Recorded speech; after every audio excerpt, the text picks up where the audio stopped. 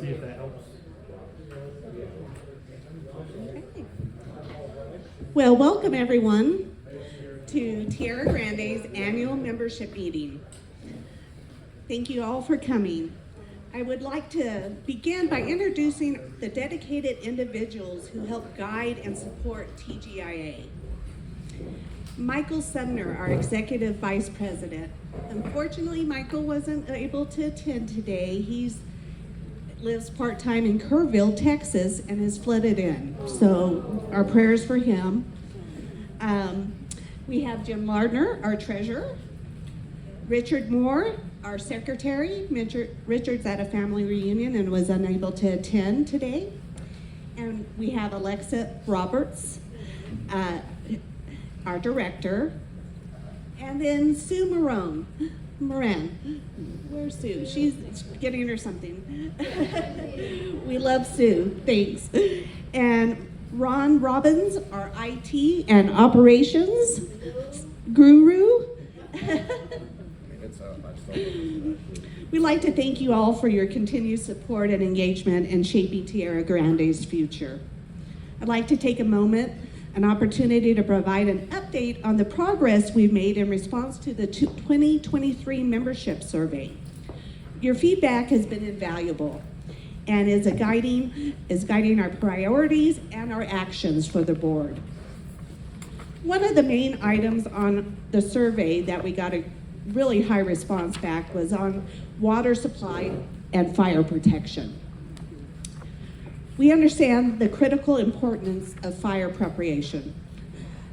TGIA purchased a property with an existing well, and SunZia has committed to drilling a second well on another TGIA-owned lot at no cost to us. While we've been waiting almost 2 years for SunZia to complete this project, we were waiting to do both wells at the same time and thought it would be the most cost effective. But since we have been waiting so long, we have decided we're just moving forward with drilling or setting up both tanks and hydrants on the properties. And we are moving forward with obtaining bids for the installation of the water tank, the hydrant at the existing well near Manzanita and Military Highway. So that'll be forthcoming, hopefully this year. I was mentioning, it's kind of interesting that well drillers are really behind right now. With the drought that we've had, the waiting list is pretty tight, but we're going to get on there and try and get that in this year. The second item on the survey was improvement of internet access. Socorro Electric is partnering with a company to expand broadband access to the area Socorro Electric serves, though it may take some time to reach our area. Transworld Network committed to installing a new tower in Tierra Grande 2 years ago. Despite TGIA's offer to help offset the costs, no progress is made so far. Good news is Starlink is now available and offers excellent service. Other options such as cellular hotspots are also viable alternatives.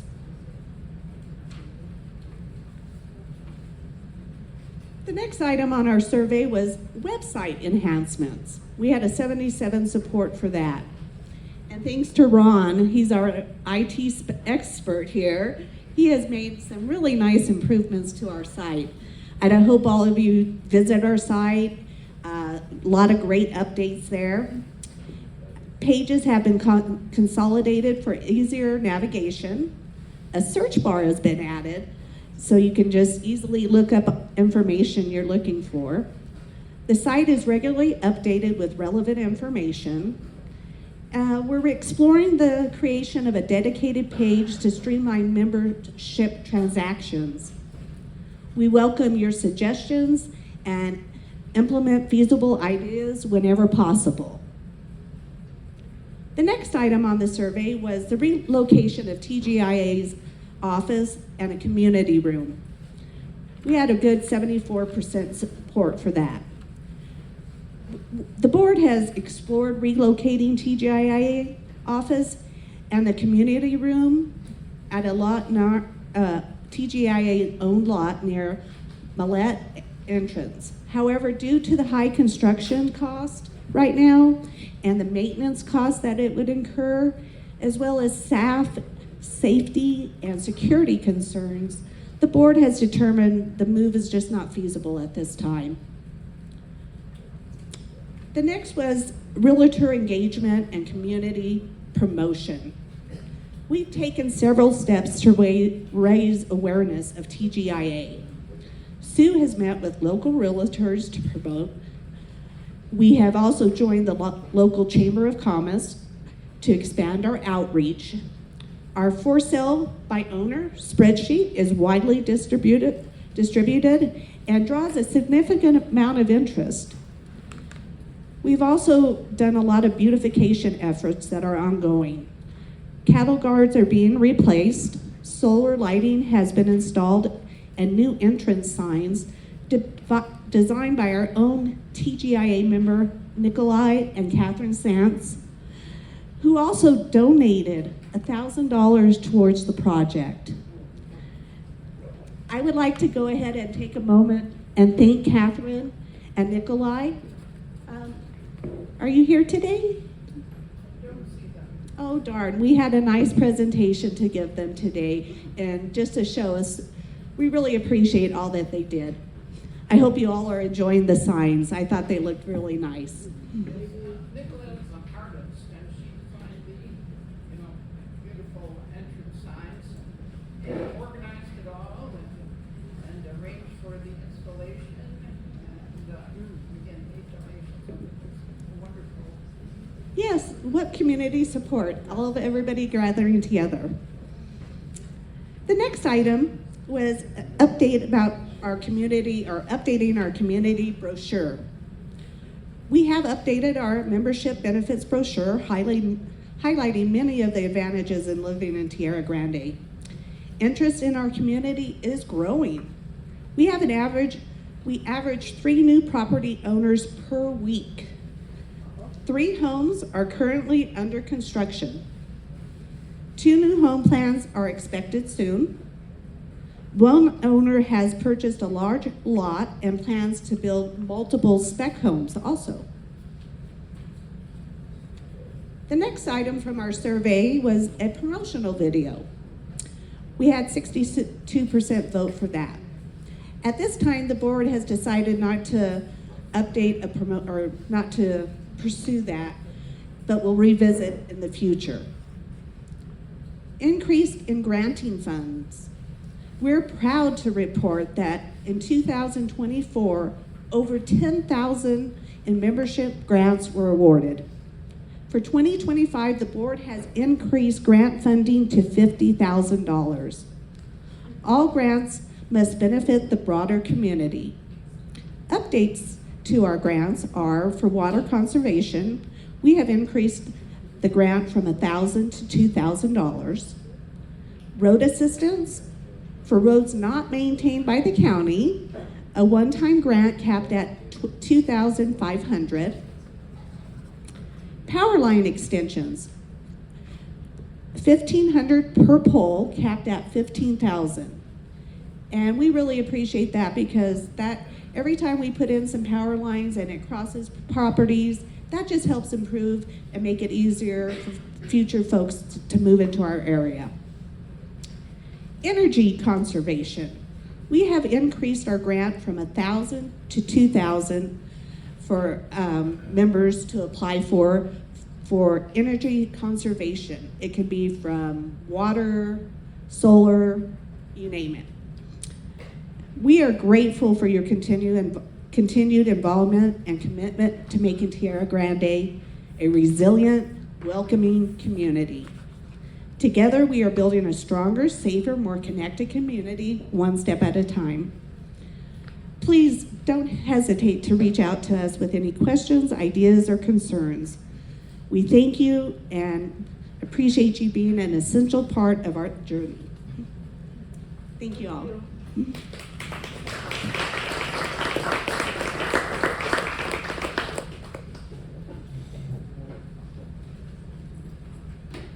Good morning. this. Big one. Do this without breaking it. How's that? Better? Good morning. My name is Jim Larger. I'm the treasurer of Tierra Grande Improvement Association. I've been asked a few times, like, what does the treasurer do for Tierra Grande? So, just a quick overview on a monthly basis. I meet with Mrs. Moran and we go over the bank statements, make sure in our investment statements, and make sure that what is showing on the investment in the bank statements is actually what we're showing in our books. And then on a weekly basis, I go into the office and meet with Sue. I'm a co-signer on the checks, so we go over the budgets and make sure that our bills are being paid appropriately and things are being taken care of. This last year has been a transition with the resignation of Mr. Hobbs and Hobbs Accounting.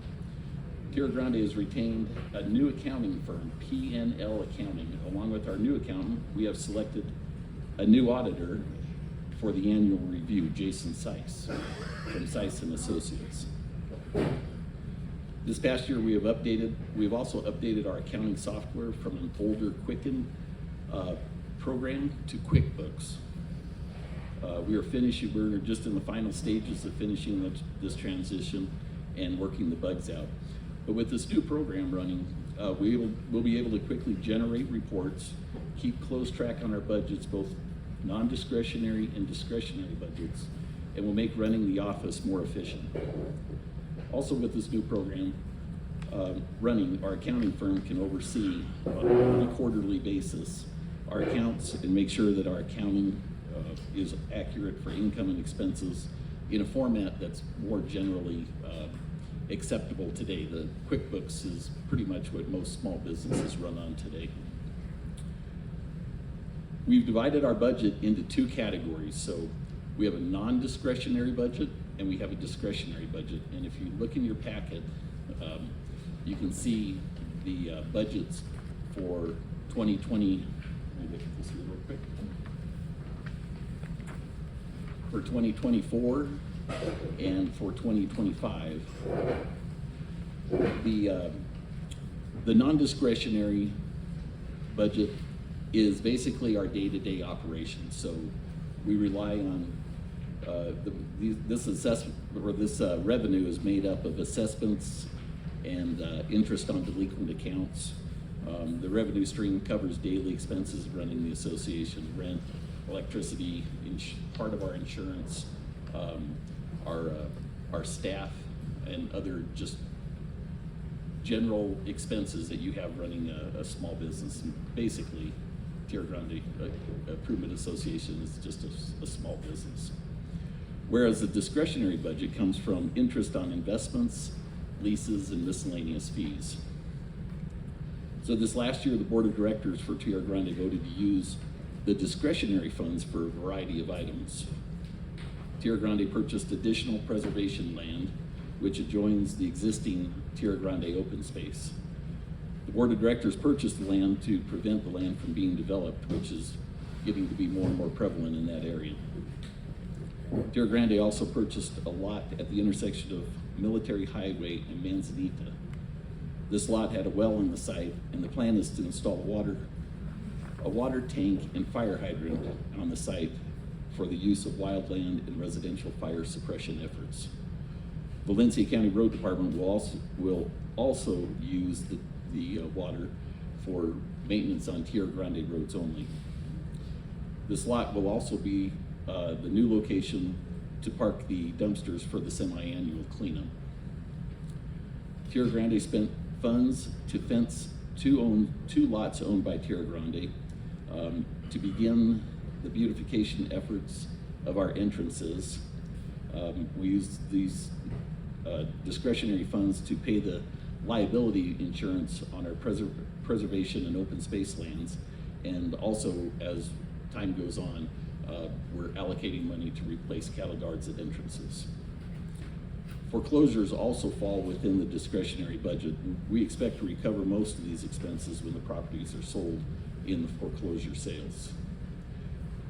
These funds also cover grants, and the grants are designed to benefit the overall community, such as power line extension, road improvements, and environmental efforts such as water and solar. Now, our governing documents and IRS regulations are clear that Tierra Grande Improvement Association is not a developer. If we went into the development business, we could lose our tax exempt status. We cannot use more than 10% of our assessment revenue on projects that may be considered improvements. However, the discretionary budget gives us more flexibility in improving our community. In short, Tierra Grande is in very good financial shape going into the future. So, we do not have our auditor here today, so I'm going to fumble through this the best I can to get you through the audit. In your packet is a copy of the audit that our Seiss and Associates put together.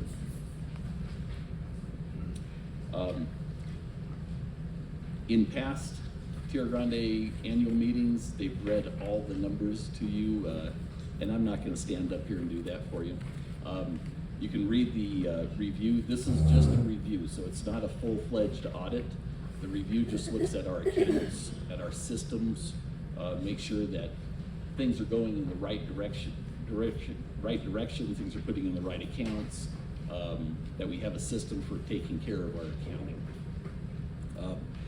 So it's not a full-fledged audit, it's just a review of our books. And the review came back and there was nothing significant, which in accounting talk means it all looked good. Okay? So they can't come right out and say, yeah, it looks great. They just say, we didn't find anything significant. So there you go. Thank you very much.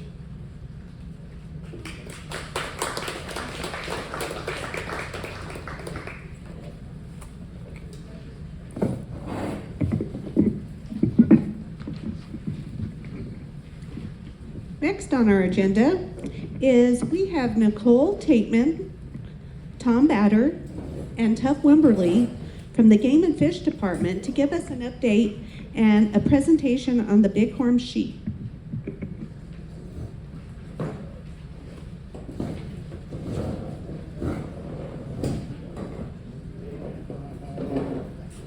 Hi there. I just wanted to introduce myself. I'm Nicole Tatman. I work for New Mexico Department of Game and Fish, and I'm a biologist, so I work with our bighorn sheep program, but Dr. Tom Batter is our bighorn sheep biologist, so he's really the expert. So he's going to kind of give some background to y'all on bighorn sheep in the Mazanos. Maybe you can see some of the great presentation that he worked hard to put together for y'all. And then I wanted to introduce, Yeah, sure. Hello, my name is Sergeant Tuff Wimberly with New Mexico Game and Fish. I'm one of our local game wardens here. I live in Los Chavez, but I supervise our Grants, Gallup, Lynn, and Estancia areas. I'm here just for any sort of law enforcement questions or any other questions that you guys might have as they go through this presentation about the bighorn sheep. And also be able to see it. My contact information is up there. If not, I can talk to you afterwards and give you my phone number, email, things like that if you ever need to get in contact with me about any issues that you guys might be having.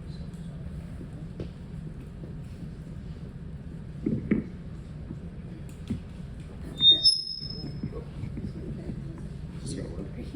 All right. Good morning, y'all. Wow, my ears are hanging up.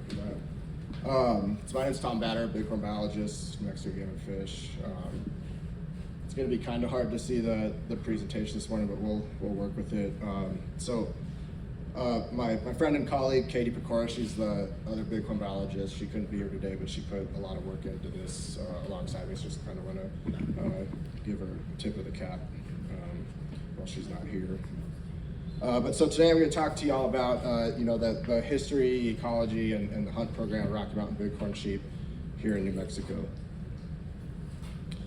So first, just a bit of background on bighorn sheep in general. So bighorn, they're social group living ungulates. So an ungulate just means they're herbivores with a four-chambered stomach. Morphologically, they have a short tail, stocky, muscular build, short, powerful legs, and they have this distinctive white rump patch and white muzzle that I'm sure that you may have seen in Tierra Grande population. So they're diet generalists, but seasonally they feed on the most nutritious plants available, and they tend to occupy this really rugged habitat, seasonally variable habitat that's really highly influenced by precipitation. When we're talking life history, they can live up to 14 years of age, but they usually more commonly range between 9 and 12.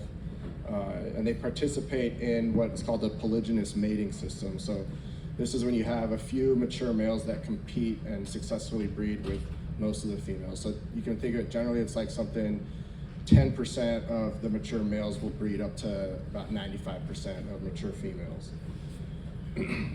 So the ewes will drop 1 lamb after a 6-month gestation period.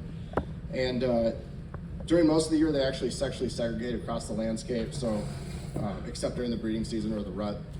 So usually you have mature males form bachelor groups, and then you'll have young males, yearlings, and lambs stick with the ewe groups. So we'll just dive into a little bit of the natural history of Rocky Mountain bighorn in New Mexico. So historically, they occupied, that alpine chain in the north part of the state, kind of southwards, with some scattered populations in, the White Rock area, and some of those other canyons that are suitable habitat, on down to the Manzanos, Los Pinos. They were, around 1900, they were extirpated from the state, so meaning that they no longer existed in the state, and that resulted from, sort of coincided with European settlement, 1600s on, where we had domestic livestock introduced, disease associated with domestic livestock that kind of impacted populations. We had unregulated market hunting, and then also loss of habitat and, competing with livestock on habitat that kind of knocked them back. So our modern reintroduction efforts for Rocky Mountain bighorn in New Mexico really began in the 1930s. We had Rocky Mountain bighorn sheep captured up in Canada and brought down into New Mexico. And here it's going to be kind of tough to see, but we've got the distribution map. So there are 2 subspecies of bighorn in New Mexico. We have Mexican desert bighorn. If you could see the map, it's the orange polygons, and then Rocky Mountain bighorn sheep, it's these blue polygons with the distribution. And mostly in the north part of the state. We have got a couple populations in the southwest that were introduced, but there's a lot more detail and nuance to the translocation history, but all of our Rocky Mountain populations today are descendants of the Canadian Rocky Mountain bighorn that were brought down in the 30s. So we currently have 10 discrete Rocky Mountain populations in the northern and southwestern portions of New Mexico. Then obviously today we're focused on talking about the bighorn in the Manzanos. So this population was reintroduced in 1977, 1978 with sheep from the Pecos Wilderness. And so our population abundance, the numbers have fluctuated a bit over time, but it's remained relatively stable right around between 50 and 70 animals. Between 20 and 25 of those are rams. We conduct annual ground counts in the fall, and that's Kim Pravda has been a really big help facilitating that, so we're really grateful for her help getting us back there so we can get counts and keep tabs on this population. We also, recently captured and collared 10 bighorn in November 2023 and 2024. And so these are data that help us better understand population performance, factors influencing abundance, annual survival, things like that can help us determine whether populations can support varying levels of harvest, and then also population response to any sort of management intervention. So when we're talking about wildlife management in any agency, any state, wherever you go, regulated harvest is the most predominant way of maintaining wildlife populations, and that really is due to it's the North American model of wildlife management. It's the government's ability to implement and enforce game laws. So the hunt program in New Mexico for Rocky Mountain bighorn, it initiated in the late 1960s. And we offer annual bighorn hunting opportunities in all but 2 bighorn populations. So one of those is the Sacramentos over by Alamogordo, and then the other is the Rocky Mountain population in the Manzanos. So we use a suite of metrics to to guide annual tag allocation based on data collected from surveys and hunter harvests, our annual flights, ground counts, collar data. This all informs everything that we consider when we're setting these tag quotas. And we prescribe a male-only conservative harvest regime. So that means generally, if there's a few exceptions, but generally we're only harvesting rams out of populations. And so it seems a little bit counterintuitive, but there are biological benefits for hunting bighorn rams. So generally hunters that land a ram tag, they prefer to harvest older mature males with really large horns. So rams that have, large horns, older mature males, they've likely bred for a number of years successfully. And so harvesting these animals allows different rams the opportunity to successfully breed, and that helps to maintain or improve genetic diversity in the population. Some of these animals, these mature animals may no longer be breeding, and so in that case, removal of these animals can benefit lamb groups, yearling males that would be competing with these mature males that take up a lot of resources. So removing a mature ram frees up some of these resources, and it can actually help population productivity.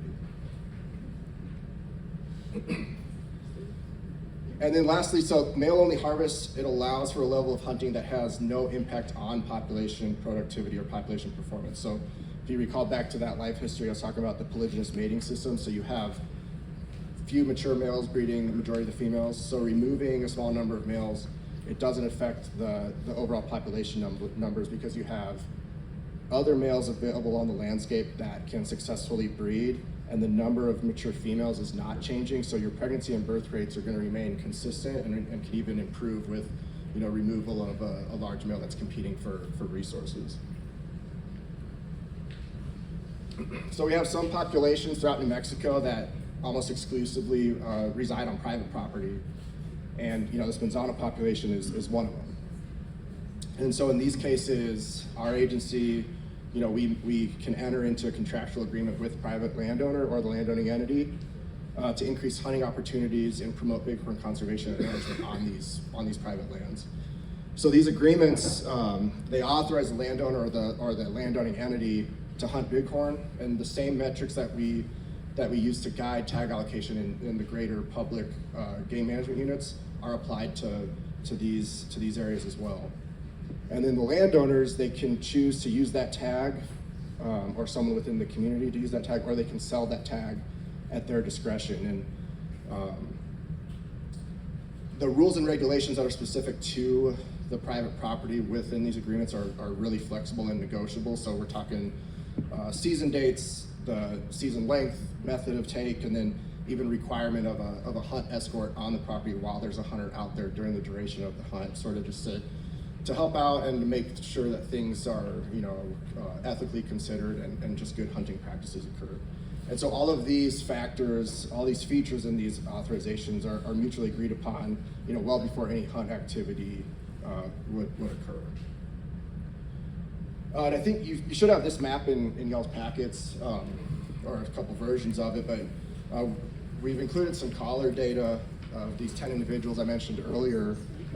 So this is from December 2023 through March 2025 on the Tierra Grande property, and it's outlined in black there. I think our ownership layers might be a little outdated, because I think that there might be some property south of that southern border too. But to just sort of set you up here, each point is a collared animal's location. And so this is aggregated all animals, all their points into one shapefile. And based on these numbers, it actually should be higher if there is more Tierra Grande population to the south, or land to the south. About 50% of the time, the sheep are on Tierra Grande property, and that includes both sexes. But when we're looking at males only, it's even higher. About 62% of the time they're on Tierra Grande property. So again, if there's land further south, then that percentage is even greater the time that they're spending on Tierra Grande property. They really prefer to use that Sand Canyon and Ego Canyon drainages there. So the point is that this population spends majority of their time on this private property. So when we're considering implementing any hunt, there's no chance of it happening without agreement, collaboration, cooperation with Tierra Grande. And so I think everybody here is interested in bighorn sheep. We're all interested in maintaining and promoting and supporting this bighorn population and the habitat that they rely on. So, it's important to point out that, bighorn hunting equates to a lot of money for bighorn conservation. So this opportunity to initiate a hunt here in collaboration with Tierra Grande is potentially, has pretty big economic value, and that money can be put directly back into supporting this Manzano sheep herd. So these private tags and other, some of these other ranches that are in this program, they can easily sell for $100,000 per tag. And then those funds stays with the landowning entity. It's whatever they agree on with a private individual to sell that tag for. The funding stays with that entity, and those funds can be used, directly or indirectly to benefit bighorn sheep conservation. So things like acquiring and enhancing habitat. So the dry Cimarron area, they've used a lot of their funding to conduct habitat improvements and help that population grow even more. It can also contribute towards things like educational campaigns, partnering with Wild Sheep Foundation to sort of just educate people on bighorn conservation and management. And other organizations have even used some of this money from tags to partially fund full-time biologists to manage the local population or just keep tabs on the local population. So down in the Frock Cristobal's and Vermejo, it's owned by Armandaris, they've got full-time biologists that are out there on the landscape, not just monitoring sheep, but other, deer, elk, lions, etc. So, this money can really go a long way towards supporting and enhancing these local populations. And so, it's important to understand that hunting and conservation programs, they're symbiotic, they're really interdependent. So regulated harvest programs and hunting opportunities they're considered results of successful, sound conservation and management practices that are based in the best available science. But that the best available science would not necessarily be available for us to enact without having funds to support staff and to support these activities, and funds that are most often generated directly from hunting. So we recognize that hunting bighorn in New Mexico, it's a rare privilege and in part a celebration of these successful conservation efforts. We talked about the biological and economic benefits, but hunting also offers, scientific, cultural, physical, mental, and nutritional benefits as well on top of all that. So we feel that there's a really good opportunity to collaborate and advance conservation management of the Manzano bighorn population, and hopefully create more opportunities for the public to enjoy and experience this bighorn population that occupies Tierra Grande property. So I think with that, I don't know how we're setting this up, if we've got time for questions, or we got time for questions? So yeah, I think if anyone has any questions, Nicole or I or Tuff are here to try to answer them. I just wanted to run through your packet that you do have, since you maybe couldn't see all of Tom's presentation. So you got a lot of the notes in the document part of it, so that you kind of can refer to a lot of what Tom was talking about later on. But I want to draw your attention to the maps, because I know Tom referred to them and it was a little hard for me to see. So the first map has a bunch of just purple dots. So that's all of the bighorn sheep locations for about a year, maybe a little over a year, that we've had collared rams in use. The next page has yellow and like red or orange dots. So that's what our information is currently showing for Tierra Grande property, is like that big black polygon, but I think we need to probably edit that, and I think there's some properties south of the Highway 2 where those red dots are. And then the next few maps just show bighorn sheep locations based on seasons. So the yellow dots are spring, and then you can just go through summer, fall, and winter. And so that's kind of just where sheep are located throughout the year. And it's each map, it's broken down by sex, males and females separately. So I also wanted to mention that hunting is not going to be a requirement. We're not here to tell you that this has to happen, but we think it could be a good mutually beneficial program to talk about between Tierra Grande and the state. So we're here to answer some questions if y'all have some. Yes, ma'am. So I have two questions I'd like you to answer.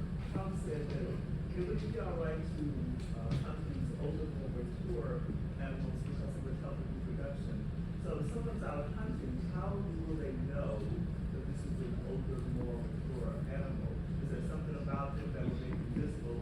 Then I just have one follow-up question I can answer. Yeah, so rams are classified based off their horn growth, and so class 3 and class 4 rams are essentially the visible cue is the horn itself from a side profile. The closer you get to a full curl, almost just a complete circle, the older the animal, the more mature the animal is. And so having, you know, proper equipment, optics, binoculars, spotting scopes, you know, that's going to tell you the animal that the hunter is interested in pursuing, and then you know, they'll hatch a plan up while they're out in the field to pursue that animal. Thank you. And then back on the second page of the presentation where you talk about the recurring biology with a population of 50 to 70, that we can anticipate sustainability of 1 ram per year. So that means that only one person could actually kill a ram. So they notify you how, and then so that we don't exceed that to prevent any seasonal damage. Correct. Yeah. So the way that we, you know, sort of project what a population can sustain is actually greater than 1, but we tend to prescribe way more conservative numbers for a variety of reasons. So we would think that 1 tag would be appropriate for this population, and so that once an animal is harvested, they have to contact us, and we do what we call it's sealing the horn. So we get this little metal identifier, and we measure the ram and everything, meet with the hunter, you know, in person, and seal it. So they're required to do that within 72 hours or 48 hours or something like that.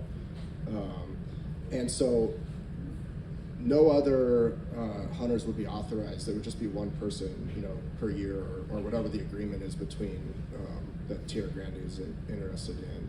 And then that also is, you know, on the law enforcement side, regulated with law enforcement staff monitoring those activities. And so the hunt dates would also be set, so everybody here would be aware of, you know, whatever dates would be agreed upon. So that's the only time within the calendar year that activity would be occurring. So if there was any other activity, then it would be poaching, and that would be unlawful, and that's when our law enforcement would step in. Yeah, I'd like to add to that, is that the board gets to set the period of time when this will happen. They get to select how it would happen. So for instance, just to allow a person who won the tag to go in, or to have a professional guide take that person in, so that they're restricted to the known area. So those are things the board wants to kind of hear from you, that you would like to set no more than 2 weeks, or a period of time, or have it restricted with a guide, or not. The other thing that I'd like to add to this gentleman's discussion about the revenue. Right now, we have no water, really, in the open space. And during these times of, excuse me, drought, Kim, wherever she may be, when Kim literally fills water jugs from her own well, and she drives it up to tanks, and she fills them. We're not going to have her always. So one of the options we talked about was, in this habitat improvement, is drilling a well and getting a water tank up there that can be operated by a solar array. Kim can talk more about this because she actually studied it. And so that it's there regardless if she wants to take a vacation or not. So, anyways, I just wanted to throw that in there.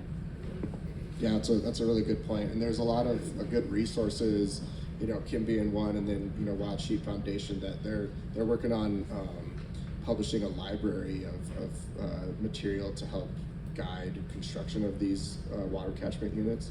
So it'd be, with this, if there's money available, there's plenty of resources to to help implement these in a way that is accessible for sheep, designed specifically for sheep. So that's a good point. Thanks for bringing that up. Poaching really throughout the U.S. is a problem. And how do you know that there are no sheep being poached? I don't know how you would know that, but there's got to be a way, right? Yeah, so our biggest, allies out there in the field with animals that are poached is you guys, the public, because we only have so many officers throughout the state, and we can't be everywhere at once. But basically, I'll just say this: if you see something, say something. Like I said, I'll be sure to get you guys my contact info from now on. But that way, you can call me if you guys do see something or hear something. People talking at the coffee shop or something. Hey, I heard this guy went up to Sand Canyon and killed a ram or something like that. We just need a starting point, because if we don't ever hear about it, there's no way that we can go in there and enforce it. It's very likely that it is happening or has happened in the past. I know for a fact it has happened in the past. Just maybe not during my tenure. If it is happening, we haven't heard about it. And a lot of these guys who are the big poachers, they're kind of a network, and they hang out with each other and they tell each other things, and they keep pretty tight-lipped about it. But once in a while, they can't help but brag, and they kind of spill the beans on it. So basically, like I said, the community and the public being out there, and you guys specifically, with this being such a big private area and an open space that you guys can go out and enjoy. If you see anything like that at all, feel free, please. I really want you guys to contact us, whether it's something or not. It always, good to go out and investigate. I'd like to add, we have probably 50 or more game cameras in the open space. All right, well, he has a liaison with the Bighorn Sheep staff, and if she sees anyone or suspects anything, she will notify them and send them information. We have prosecuted someone who came in and tried to bow and arrow, I believe, archery during a non-hunting season, and we prosecuted. So we will do it. And Kim's kind of our liaison for all of that. Excellent. I think that you had your hand up first, and I'm coming to you. Yeah, just, you answered a couple of questions already, but one, the maybe coverage in the notes, didn't quite pick it up, but, the average lifespan of a male and average lifespan of a female. Sure. Yeah. Generally, combined, it's about 9 to 12 years of age. They can reach 14, give or take. It's not uncommon for us to have collar mortalities on ewes where they're about 14 years old. So they can live pretty long. And then so usually, like I was saying, hunters are targeting those mature males that are probably in that 10-year-old range, right up towards the end. So it's very likely that without hunting, that these animals would just die on the landscape of old age, and then that can be kind of unfortunate when there's opportunity like this to really help the population in ways that that necessarily wouldn't. So, and how about the tags? Are they digital tags, so you can sort of monitor their movement, etc.?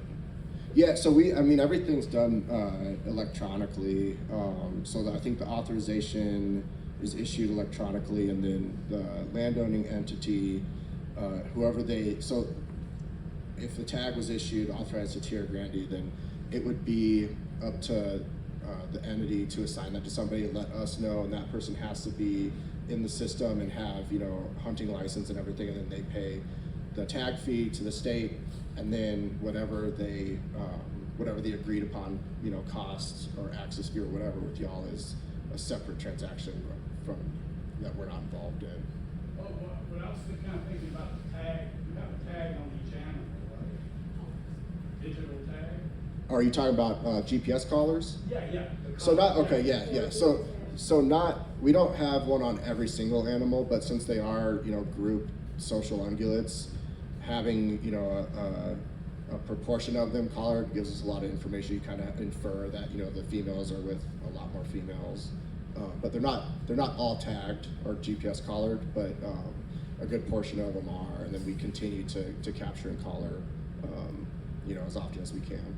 So with the collar ones, you can tell if they're not moving anymore? Yeah, so it'll get after, I think it depends on what we program it, but between 10 to 12 hours of no movement, then, you know, Katie or I or one of our regional biologists will, you know, get out in the field, or law enforcement can help us out too to check on that. And yeah, so I mean, that if somebody does poach, you know, a collared animal, that we'll know really soon, and then we can get our law enforcement after it too. You just want to let you know, Nicole and Tom, you guys did a great job at this thing. I would appreciate that. Thank you very much. Yeah, oftentimes these hunting opportunities end up going to out-of-state hunters. Would it be an option to keep this a privilege to residents only of New Mexico? That would be something that this entity would be totally up to y'all. If you know, the tag authorization went to Tierra Grande, we're out of any discussion after that.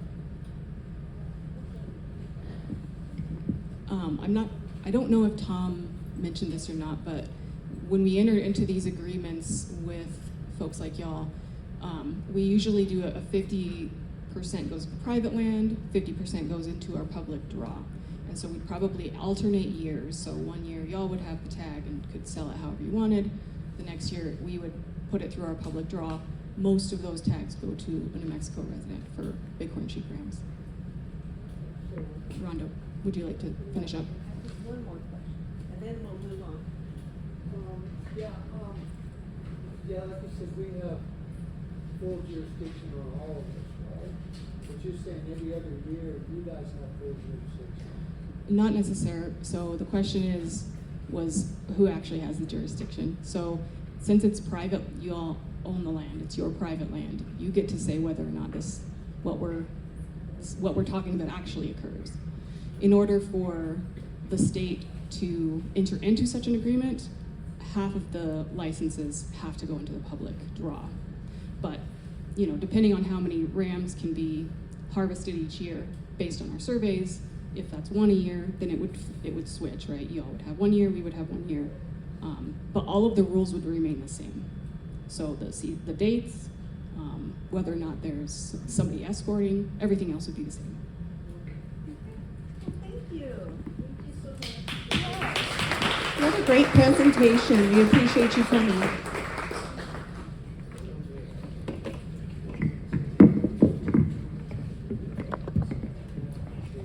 And just to be clear, and like Sue said, the whole purpose of this would be to support the bighorn. The money would benefit them. It wouldn't have to be something that we do every single time, but if it can help improve their living conditions and provide a better area for them, that's what we're hoping. And it's all, you know, we wanted to present to you, but that was what the purpose is. Next on our agenda, we have our IT guru, Ron Robbins.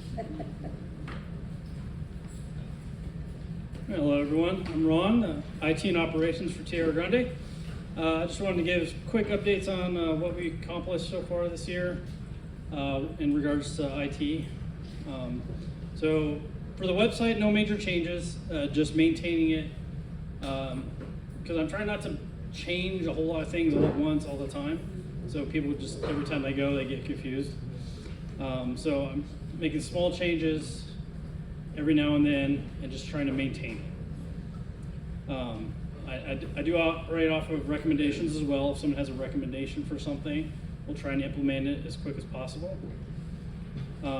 For operations wise, Rhonda touched on it in the beginning for our entrance beautification projects.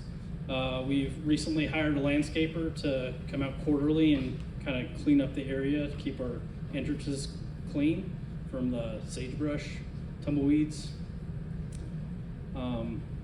That's really all I have. Is there any questions or recommendations? to install all the lighting too. Oh. Yeah, Ron did all that to the entrances. Yeah, that's me. Whenever the lights get knocked out of alignment by the wind, I'm the one that gets to go straighten them back up. Ron probably doesn't want you to know this, but he also handles all of the road issues. Yep, that's right. If you know, you can give us a call or email the road department directly, or both, because we compile the complaints and send them off to get fixed. Fortunately, the last rain was on a Friday, and they're not open on Friday, so I still sent the email, let them know of all the problem areas, but they probably won't be out until Monday at the earliest. So that's unfortunate. Well, Ken had a suggestion that, if we can find out from the county road department when they would be out, so that we could communicate that, it will be helpful to the members to know. So, well, we can ask, but we're a small little pond in the sea of unincorporated Valencia County. And we might think it's dry over here, and there's a river up on the West Mesa. So, I mean, even within Tierra Grande, you got cases where it's torrential, out where Ron is, and I got nothing where I am. So, it's hard to gauge things, but keep in mind the county is not open on Fridays. But we can try to Yep. see if we can get dates, but. Yeah, it's kind of hard because they kind of just jump from one spot to the next. They gather all the complaints, and then the field workers just move from one to the next as they go. So they don't really know exactly when they'll be where. So, yeah, I mean, they park some of their equipment in my house, they park some at Ron's house, so we figure they'll be back. Right now, there's nothing there. So. Like a plumber. So Ron, as a part of our IT budget, would it be permissible for us to allow money for portable screens so that we could have one meetings? Yes, definitely. Unfortunately, for whatever the person that normally helps us arrange the meeting here has resigned or retired, and I wasn't able to do a walkthrough last week. I tried. I came over, and they're like, they're in a meeting. They'll call you. They called me, and I was like, well, I can come right over, and they're like, oh, we're just on the phone. So I didn't know the big screen wasn't going to be here this time, like we had last time. So we only had that because Kim was going to do a little slideshow with the bighorn while we waited for the meeting to start. Next time we'll bring a sheet, just in case. Yeah. We can bring a screen. That's definitely within our budget.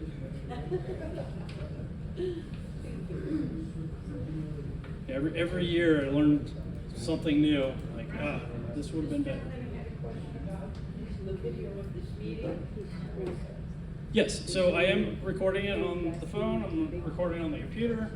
So once it gets edited, it'll be uploaded to our YouTube channel, and a link will be on our webpage under the member meetings so that you can review it.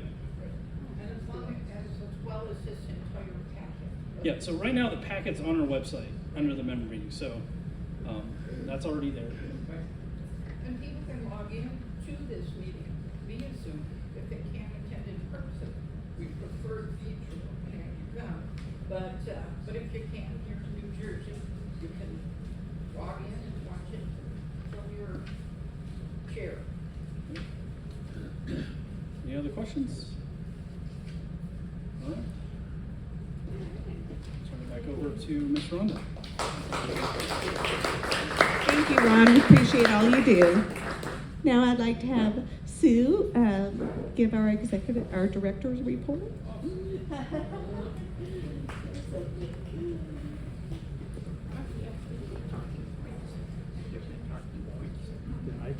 Yeah, they were amongst all the talking points. Oh, they must be in that. They'll be around.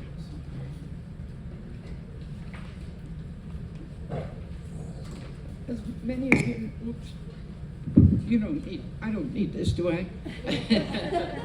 So, as many of you may be aware, I just got in from Ireland, like last night at 2 o'clock in the morning. So I just I prepared my talking points before I left, and now I can't remember what the heck I was gonna say. These are the, yes, thank you. All right, so we've gone through that.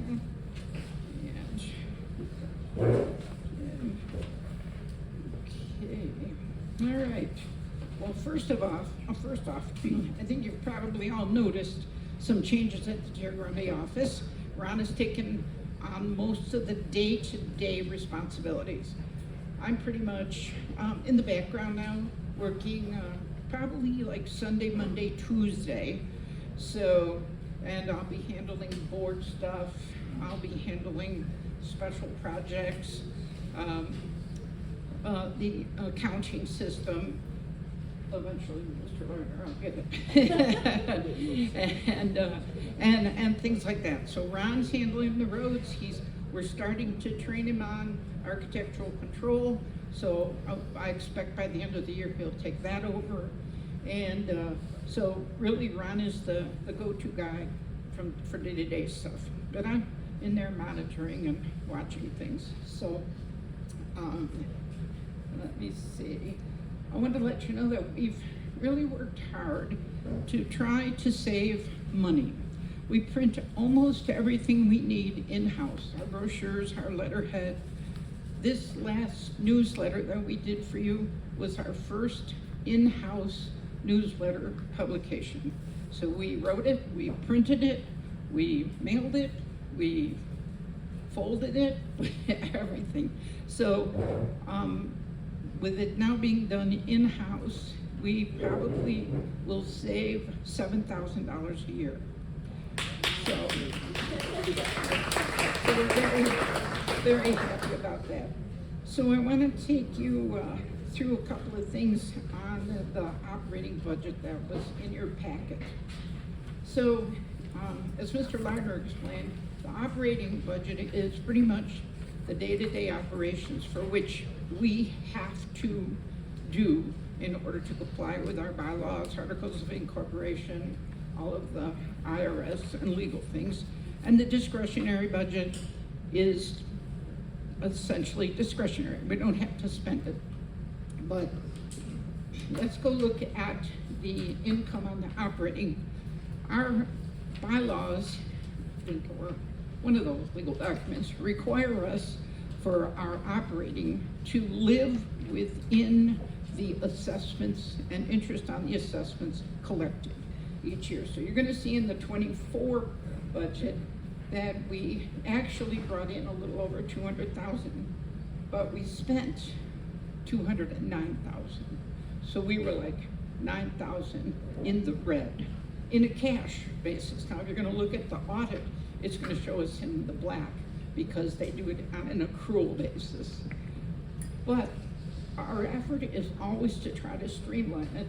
And what really hurt us last year was the cost of our insurance. It went from that 10,000 to over 50,000. And our next opportunity was 114,000. So what the board has decided to do this year is to take that liability insurance and break it down to what's required by the bylaws. So what's required by the bylaws are D&O insurance, employee insurance, things like that. But what's not required is coverage for liability insurance on the open space.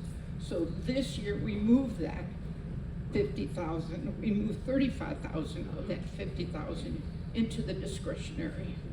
So now, if you're looking at that 25 proposal, you're going to see we expect to bring in about 193,000. Well, we only expect to spend about 158,000. So we'll be back in the black for sure. But we really are constantly monitoring that, and we don't want to raise assessments. We don't. But you know, life is what it is. So I was thinking, you know, we don't have to feed you at this annual meeting, so maybe I'll move that over to discretionary. Anything I can do to try to move it over there. So other than that, we're working on a new system. Ron is gonna be working on a new system, potentially being able to vote online. We're also gonna be looking at a new system for making easier for credit card payments to be received. When we started credit card payments about 7 years ago, we maybe got in $8,000 or $9,000. This year, probably half of what we bring in is paid by credit card. So, but we get a lot of calls. Well, I can't figure out how to do it. I can't. So we're going to try to simplify that process for people. Other than that, I just want to thank you all for your continued support. And I do want to let you know what may be going on in units 19 and 16. Unit 19 is in Valencia County, and it runs south of the railroad tracks. The owner of them, the majority owner of that unit, has removed the protective covenants. So we no longer oversee that unit, but they will be installing a solar field in that unit.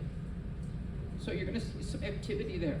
And then unit 16, which is across Highway 60 in Socorro County, they've also removed the protective covenants there. So we no longer oversee that unit, and they too will be putting in a solar field there. So just if you start to see construction within the next couple of years, that's what's going on.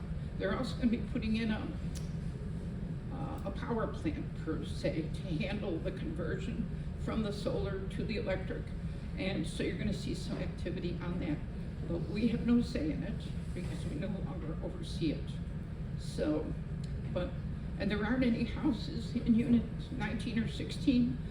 There is a natural burial cemetery there in unit 16, and they may be protesting this activity, but I'll try to keep you informed as information becomes available. But since we don't oversee it, that's kind of the story of what's going on there. I think that's about. Anyone have any questions of me? Anything? Yes, Jim. Hey, Sue, so these solar fields that you referred to, are they commercial by the people that are running the lines there? Or Yeah, who's they're- gonna be sponsoring those, or do you know? Yes, we do know. We do know. It's K2 Renewal? K. No, they're the. No, they're a different one. It's Cole Sculpza of Capital Fund, and I can't remember the name of his company. Anyways, yes, they are commercial. It's another company that's coming in. So it's not part of the Sunzia or the El Real Sol activity. They will be extending a power line into the PNM on Highway 47, for which they want to come to the board because a part of it is going to cross the Abo Arroyo. So they'll be coming to the board to ask for an easement across that area. But that's about all we have on that. But I just want to let you know, if you see activity, that's what it is. Hey, and Wanda had referred to earlier, and I just kind of caught a little blip of it, but some property owner that had either just recently purchased some property, and they were going to put up some homes, tract homes or something. Yeah, Where is that going to be, Sue? All right, that's in unit 22. 22. His name is James Sanchez, and he previously owned a home in unit 5, and he did that. He built like 4 homes, and then he moved to Hawaii for a couple of years, and he's back. And that is what he proposed. He bought a 40-acre parcel. He proposes to break it up into smaller, like 8 5-acre parcels or something like that, and build spec homes and sell them. But I haven't seen any, he knows the rules about architectural control, and so, and he cannot break it up into any more than 5 parcels according to the Valencia County ordinances, or he'd have to go through the whole new subdivision law. Even though we're in the subdivision, he'd still have to do it. So too many criteria, so he can't break it up small. And we still oversee it, but he has to bring all his plans to us. But I expect he'll do it. He's already getting the survey paperwork ready for the splits. We haven't seen that yet, but we know he's starting it. Yeah. Thank you, Sue. Okay. Yes. Did we lose an employee or did we lose some of the employee expenses to discretion? I'm sorry, say again to me? So I'm looking at our operating budget under employee expense. Yes. And so it was reduced. So did we lose an employee or did we lose some of the expenses to discretionary? We have reduced my time.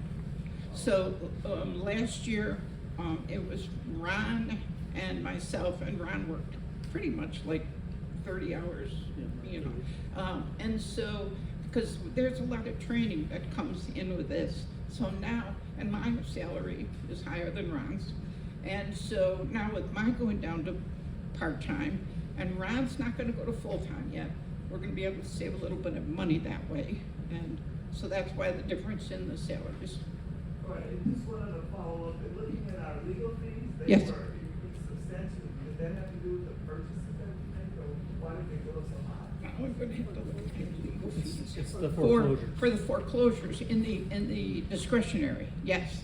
Last year, there wasn't much that the attorneys hadn't really worked on any of our foreclosures for almost 4 years since, because the COVID pandemic kind of put a freeze on everything. So this year, they really hired someone special, Ariana Edwards, to handle our foreclosures. So she's really working on it. I expect we will have a first foreclosure sale within the next couple months, because she's waiting for Judge Mercer to release the list. I don't know which ones they are, but as soon as I do, I'll let you guys know. And so it costs over $3,000 just in legal fees per lot that we go through. So we expect to collect that. We aren't guaranteed to collect it when it's bid on. But, so that's why I didn't spend much last year. This year it's going to be quite big. So, anything else? Questions on anything else? All right. Well, I do think that was it for me. Oh, I know. I have got to thank our wonderful host over here from a CNC Diner. They have made a fantastic feast for you. There's plenty of food, so feel free to have another go around. But I thank them kindly. It was very, very nice. And please, frequent their restaurant.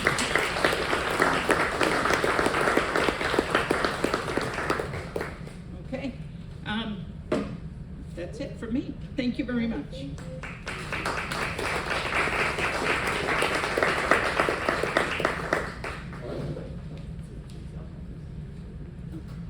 I'd just like to mention, we're so honored that Sue this is her 19th year with the organization. Yeah.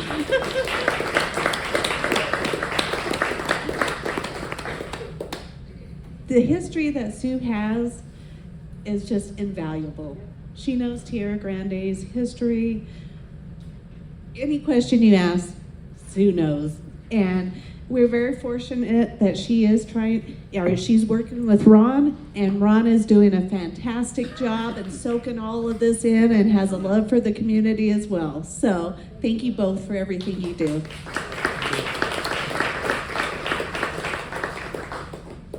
Next we have a drawing. So Alexa, so we have two different drawings we'll see. We're going to start with white tickets. Okay, white tickets. White tickets, and if you have extra packets with tickets, use them up. Here we go. For the first one, okay, 232807. 232807. Right?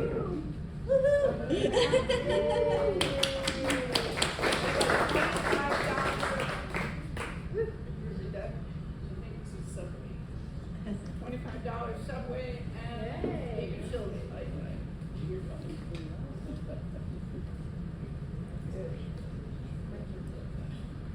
Okay, next one.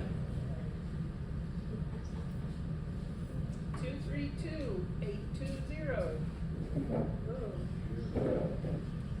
232830. 820.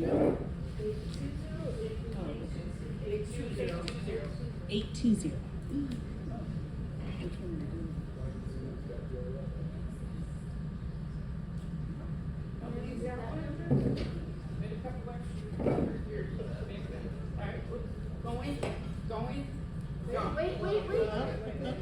Might have it. Oh, yay!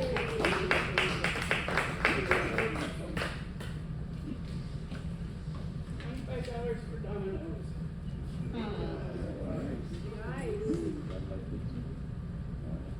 We'd like to thank everybody who donated items also.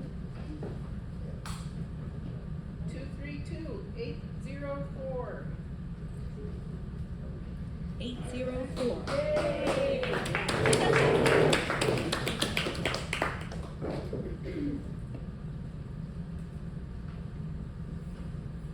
$25 for Applebee's. Yeah, enjoy. Love it.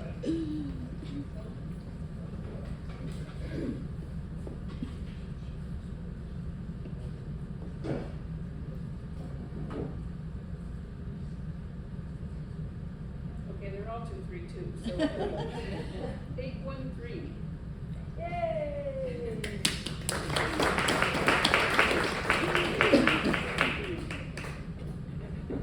$25 for all kinds of places.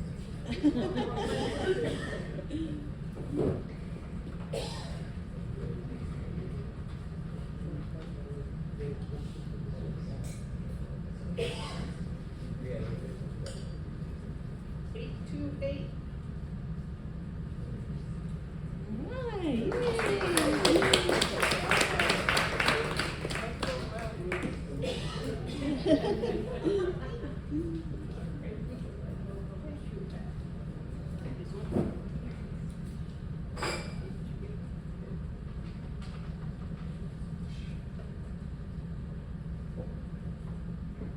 Eight zero six.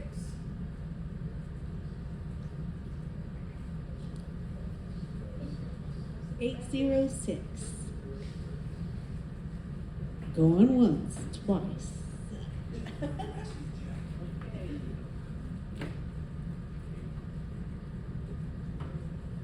798.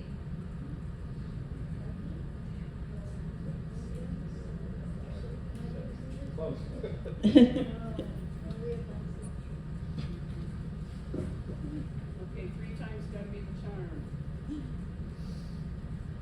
799. Okay,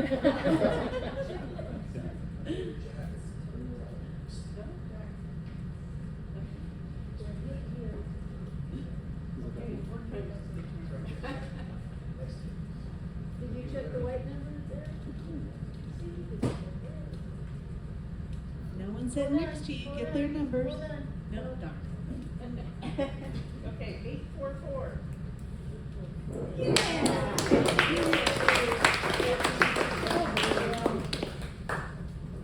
So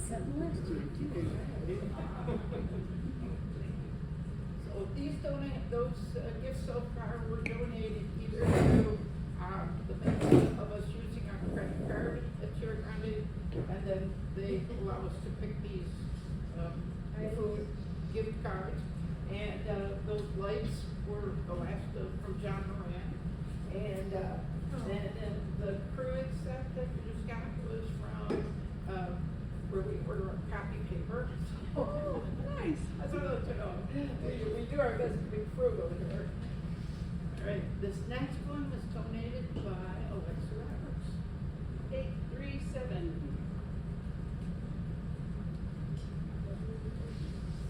83. All right.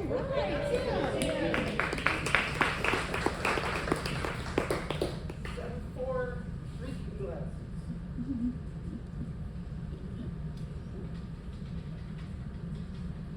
Okay.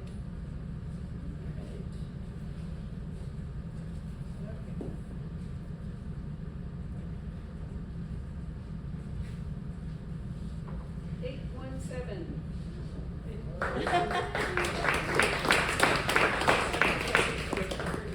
This is a doorstop made and donated by Dave Benenga.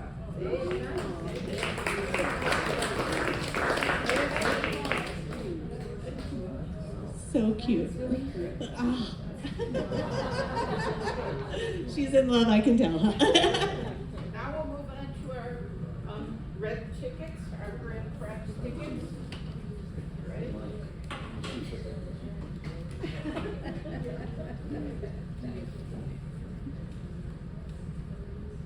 Okay, drum roll, drum roll. 871-169.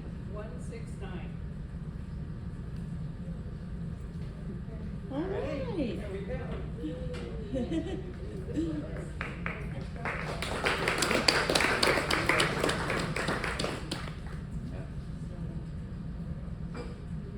We'll cap this up. It's a very nice, little, I would say, Lakeside Friends, Faith, Family, Believe, donated by Alexa Roberts.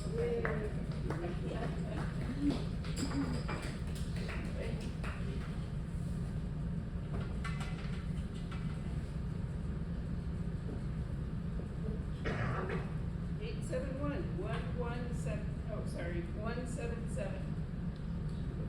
Okay, 177.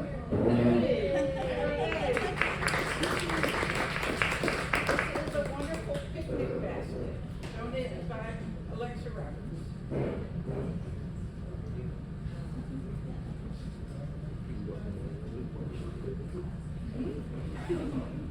Everything you need for a picnic. Pretty cool. Except the bottle of wine. No wine included, darn it. Thank you, ma'am.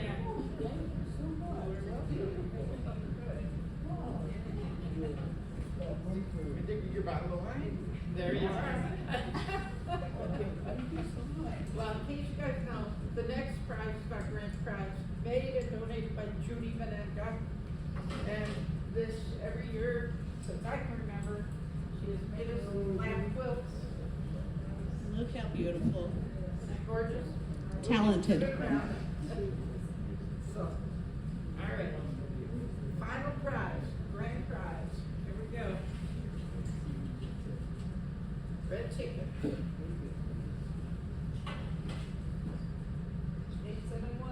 871-182. Oh, shoot. This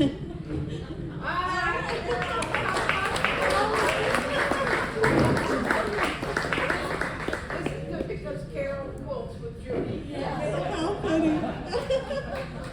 There you are.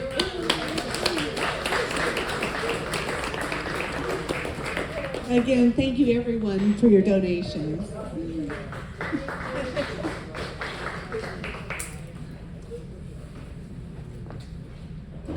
Next on the agenda, we have George Hobbs, who is in charge of our election, and he's going to give our election results.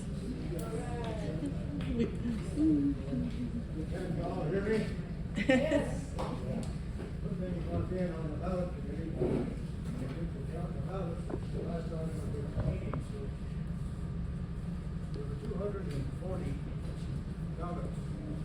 Unanimous choice was this big. Oh, well, thank you all. Appreciate your support. Mr. Hobbs, you got ballot, how many votes did you get? How many votes of the ballots, how many votes? 200 votes, so you don't know how many ballots.